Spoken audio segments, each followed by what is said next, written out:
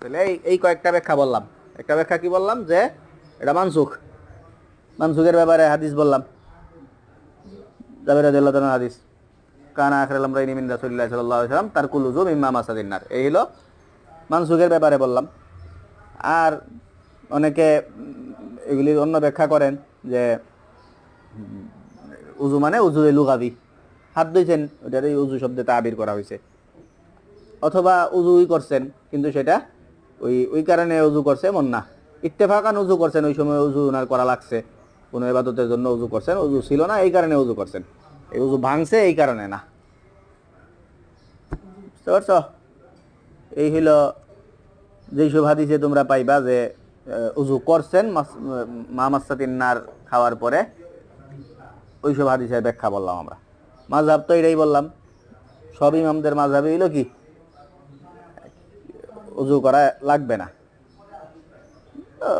লাগবে নার মধ্যে শুধু ইমাম আহমদ রহমতুল্লাহ আলাই উনি শুধু একটা প্রাণী, উট, নাম বললাম কার, আহমদ রহমতুল্লাহ আলাই, এবং শুধু কোনটায়, উটের ব্যাপারে শুধু উনার থেকে একটা রেওয়াত এখনো আছে, উনি বলেন যে উটের গোশত যদি হয় তাইলে উজু করা লাগবে। এছাড়া অন্য সব প্রাণী এবং বাকি অন্য জমহুর সব আইম্মা মাযহাব সবাই এটাই মত যে না, এখন উজু করা লাগবে না, এটাই হইল ফাইনাল কথা। হ্যাঁ চলো, কথা কিন্তু বেলা উজর খাওয়া এটা হেলাম দিয়ে খাওয়া মাকরু। হ্যাঁ চলো, বই করো। হ্যাঁ জিলাপি খুর যায় পড়ছে তো বালা জিনিস, মিষ্টি জাতীয় দ্রব্য খাওয়া। নবী সাল্লাল্লাহু আলাইহি ওয়াসাল্লাম মহব্বত করতেন। হ্যাঁ হাদিস পড়া। শাবিবিন দাউরাকি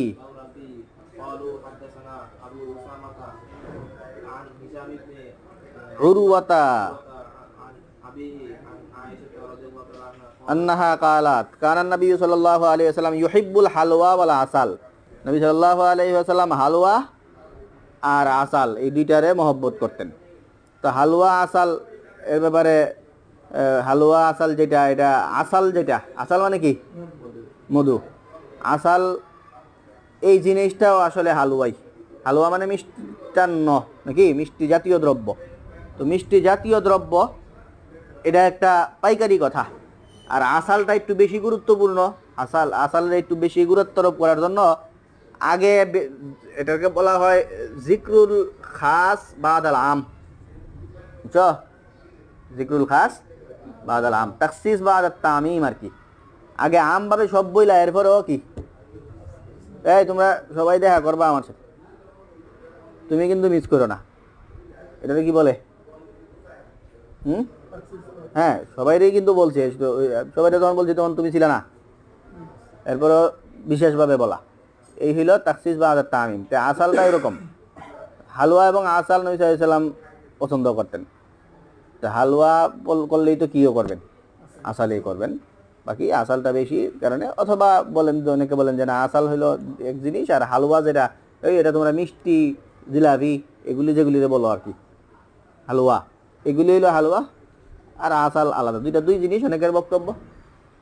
আর মোট কথা এটাই যে দুই জিনিসটা আসলে হালুয়া, এটা হইলো আমভাবে যত মিষ্টি জাতীয় জিনিস আছে সবগুলি হইলো হালুয়া, আর আসালটা এর মধ্যে বিশেষভাবে একটা বিশেষত্বের কারণে এটার নামটা আলাদা করে বলে দিয়েছেন। তাইলে নবী সাল্লাল্লাহু আলাইহি ওয়াসাল্লাম এটা মহব্বত করতেন। সেই হিসাবে বিভিন্ন জায়গায় ওই বেদাতীদের কার্যক্রম এগুলি, এরা বেশি মানুষজনরে মিষ্টি জিলাপি এটা খাওয়া, এই কারণে একটা বদনাম হয়ে গেছে। কিন্তু জিনিসটা ভালো, এবং এটা নিয়ে মানুষজনদের ট্রল করা এগুলি ঠিক না। জিলাপি হুর, এটা কি জিলাপি হুর তো ভালো জিনিস, নবী সাল্লাল্লাহু আলাইহি ওয়াসাল্লাম খাইছেন এমন জিনিসই, তো এটা এইভাবে বলা এটা অনুচিত। নবী সাল্লাল্লাহু আলাইহি ওয়াসাল্লাম ইয়ে করতেন। বাকি এরার যে কার্যক্রম, সেই কার্যক্রমের বদনাম করতে পারো, এটার এই ভালো জিনিস খাওয়া যেটা, এটা বদনাম না করে তোমরা উল্টা আরো খাওয়াইবা। হ্যাঁ চলো।